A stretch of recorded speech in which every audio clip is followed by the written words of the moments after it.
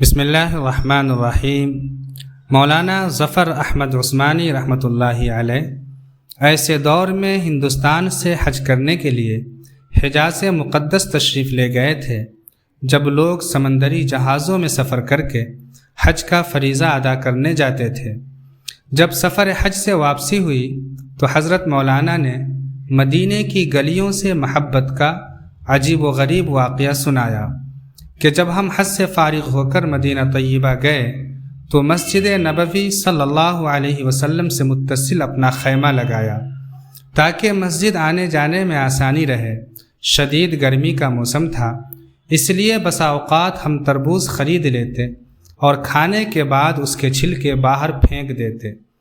اس دوران ہم نے دیکھا کہ ایک 7-8 سال کا بچہ آتا اور پھینکے ہوئے چھلکے اٹھاتا، ان چھلکوں میں جو ہلکا پھلکا سرخ حصہ رہ جاتا اسے کریت کریت کر کھا لیتا۔ جب یہ معمول 2 روز تک دیکھا تو میں نے پیار سے اس بچے سے پوچھ لیا، بیٹے تم ایسا کیوں کرتے ہو؟ تو بچے نے کہا، میں ایک یتیم بچہ ہوں، میرے والد فوت ہو چکے ہیں، گھر میں غربت اور فاقے ہیں، میں مدینے کا بچہ ہوں اور میزبان ہونے کی حیثیت سے مہمانوں سے مانگتے شرم آتی ہے، لہذا میں اسی طرح پھینکی ہوئی چیزوں سے اپنا پیٹ بھر لیتا ہوں۔ مولانا لکھتے ہیں کہ مدینے کے اس بچے کی فہم و فراست نے ہمارے رونگٹے کھڑے کر دیے، آنکھیں آنسوؤں سے بھیگ گئیں۔ بچے سے کہا، بیٹا اگر آپ مناسب سمجھو تو آپ ہمارے ساتھ آ کر کھانا کھا لیا کرو۔ بچے نے انکار کر دیا، مگر ہمارے بہت زیادہ اصرار کرنے پر ہاں کر دی۔ مدینے کا یہ بچہ روز آ جاتا، ہمارے ساتھ کھانا کھاتا۔ آہستہ آہستہ شناسائی بڑھتی گئی، بچے سے انس و محبت پروان چڑھا تو میں نے بچے کو پیشکش کر دی کہ بیٹا آپ میرے ساتھ ہندوستان چلو، میں وہاں آپ کو اچھی تعلیم سے آراستہ کروں گا اور آپ کا پورا خیال رکھوں گا۔ تو بچے نے کہا، میں اپنی والدہ سے بات کر کے آپ کو بتاؤں گا۔ جب ہماری واپسی کا وقت آ گیا تو وہ بچہ اپنی والدہ سے اجازت لے کر سامان سفر باندھ کر آ گیا۔ ہمیں بڑی خوشی ہوئی، ہم نے بچے کو اپنے ساتھ رکھ لیا۔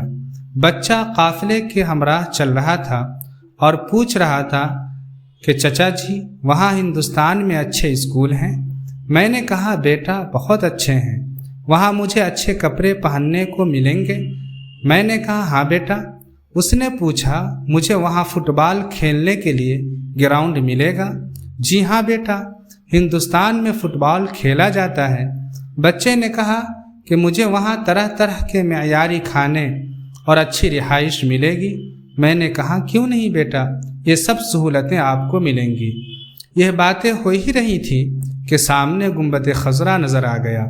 بچے کی نظر گنبد خضرا پر پڑی تو سوال کر دیا کہ چچا جی یہ سامنے والا گنبد بھی وہاں ملے گا؟ بچے کے اس سوال نے میرے پاؤں کے نیچے سے زمین کھسکا دی۔ بچے نے مجھے لاجواب کر دیا اور میں نے تڑپ کر کہا، بیٹا اگر یہ گنبد خضرا وہاں مل جاتا تو مجھے یہاں آنے کی کیا ضرورت تھی؟ بچے نے میرا جواب سنا تو اپنا ہاتھ چھڑایا اور کہا، چچا جی مفلسی، بے بسی اور یتیمی قبول ہے، مگر سرکار مدینہ صلی اللہ علیہ وسلم کا دامن چھوڑنا کسی صورت گوارا نہیں، میں مدینے کو نہیں چھوڑ سکتا۔ مولانا لکھتے ہیں کہ بچہ ہمیں دم بخود کر کے روتے ہوئے چھوڑ کر بھاگ گیا اور نظروں سے اوجھل ہو گیا۔ لوگوں کا کہنا ہے کہ حضرت مولانا جب بھی یہ واقعہ لوگوں کو سناتے تو رو پڑتے۔ میں دعا گو ہوں کہ اللہ تعالی ہماری زندگی میں بھی وہ دل لائے کہ ہم اپنی آنکھوں سے روضہ رسول صلی اللہ علیہ وسلم اور گنبد خضرا کو جی بھر کر کے دیکھیں۔ آمین۔ میری جستجو مدینہ، میری آرزو محمد صلی اللہ علیہ وسلم۔ ناظرین محترم، اس طرح کے واقعات ہم آپ کی خدمت میں پیش کرتے رہیں گے۔ آپ چینل پر نئے ہیں تو چینل کو سبسکرائب کر دیجئے۔ شکریہ، جزاک اللہ خیر۔